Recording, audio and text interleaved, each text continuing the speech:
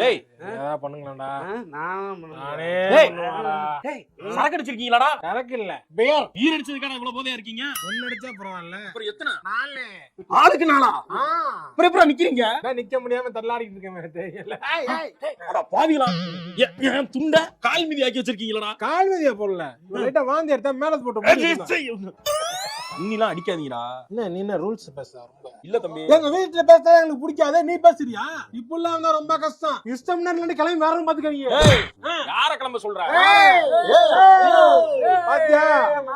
அமைதியார் ரெண்டு பேரும் தூங்க, நான் பேசிக்கிறேன்.